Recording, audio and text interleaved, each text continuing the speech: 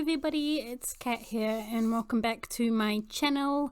Today I wasn't really sure what kind of build I wanted to do. I wasn't in the mood to do kind of like a build challenge, so I was kind of googling Sim 4 builds on the internet, looking around at some house designs, and I decided to build a forest kind of house. The idea behind this house was something quite I guess spacious, quite small, very kind of for like one person or maybe two people. I wanted the exterior to be surrounded by trees, kind of eco-friendly, a lot of like eco parts to it, like a lot of wood textures and greenery, and just to keep it quite basic, really, I suppose. It's not an off-the-grid house, though I think it probably would have suited an off-the-grid house quite well with the location that I kind of created around the house. I did kind of pull this build out of just the depths of my imagination, I suppose. It wasn't really much to go on apart from the small image that I had in my head, so I just kind of went where I felt the house go, I suppose. I liked the kind of freeness that this type of build gave me. There wasn't any like rules or restrictions or anything, or any rules to follow by. It was just something that I had in my head that I could just go with, and it was really relaxing to build, I suppose. It was quite a different build than the ones that I've recently been doing on my channel, but it was quite an enjoyable build as it is. I think I made this house probably a little bit too big. I had some ideas for the kitchen. It didn't really come across, I think, the way I wanted it to in my head. But I think I'll also save that for another house. I did start building a house before this for what I was kind of originally going for, which was more of a cottage style in terms of like very wooden, very cabin in the woods kind of feel. It just wasn't working for me, so I gave up on that after about an hour and a half, I think, of building. It was really frustrating. The roof in that house gave me nightmares. But it might be a project that, comes back to see the light of day one day. So after giving up and having trouble with that house, I decided to move on to this house instead. I like the open windows, the openness of the house. I feel like if it's surrounded by trees, privacy isn't really going to be a big issue, because although this lot that I chosen is in the middle of the Brindleton Bay kind of community area, so it's got the park and everything near it, the house would probably be better situated in a little forest where you don't have neighbours next door to you or anything like that.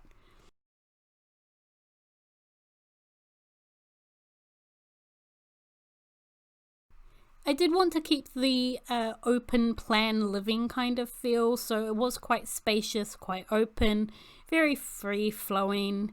Kitchens are always hard. You do need a lot of wall space and counter space in this kind of style of home to create a kitchen. In modern styles you can probably go with one like smack bang in the middle of the room with like a wall, and I don't know if I'm making any sense. I want to try it one day in a Sims build, so I'll probably do that one day because I think they look really cool if you can pull it off right, but it is ultra modern style home.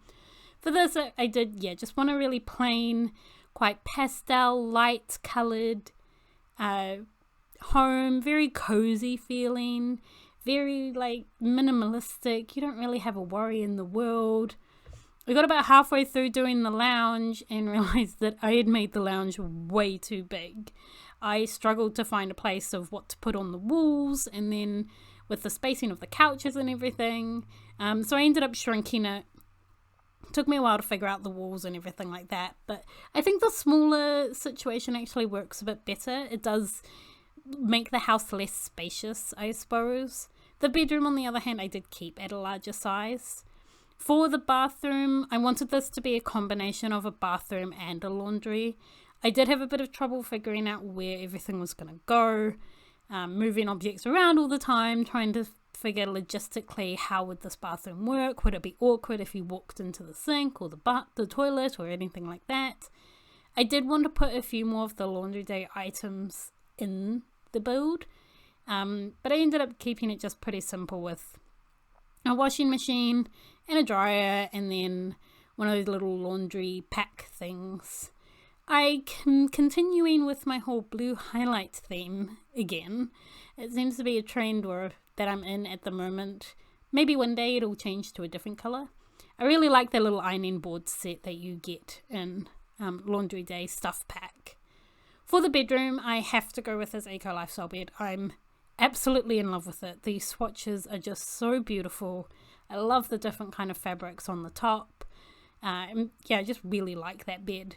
For the bedside tables, I originally wanted to go for lamps on the bedside tables, but then I changed my mind. I was like, that would be really cool if they had hanging lights over the bed. I've seen it in a couple of those Reno TV shows. I haven't actually seen it in anybody's real life house, but I thought it looked really cool, and it gave a little bit more space on the bedside tables to add some clutter items.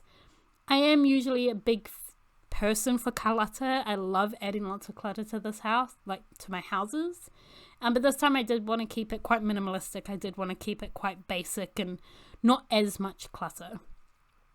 Decided to put a chair in the corner of the room, just a little reading nook, somewhere quite more relaxed. I could have put a couch there, but a chair just seems to fit a bit better. I put this little like plant pot thing down the side, which I don't think I've ever used, but it's like super cute. The laundry basket fit really well by the window, and I felt like I needed to add a laundry basket somewhere because I had a washing machine and a dryer there. And then I just decorated the room with a lot of other basic stuff, trying to fill the spaces that were there and everything. And then that was the inside. So I just started on the outside. I don't have a lot of the packs in terms of I think there are some plants that I've seen other builds have that I'm like, oh, I really want those ones, but I just don't have the packs for those yet. And creating a lush kind of garden without the romantic garden stuff pack, I feel like it was a little bit more of a challenge, but I did try to use a lot of debug items. I didn't realize how many debug and live edit options there were in terms of plants. The only downside is they get mixed in with everything else, and it's such a pain to try to find in the search bar. So I didn't record all of the landscaping because I thought it would take me too much time, but that is the end of how it kind of turned out. So that is the build. It is a bit of a shorter video this time, but I really enjoyed it, and I really loved playing with all of the grass components and the trees and the bushes and everything like that. It was quite a relaxing build. I really hope you guys enjoyed this video. Thanks again for watching. Please give this video a big thumbs up, and also let me know in the comments down below any other video ideas that you would like to see. This house is up on the gallery as well, under the EA ID SimsyKat 0. Thanks again guys for watching. Please subscribe if you haven't already, and I will see you next time. Bye bye!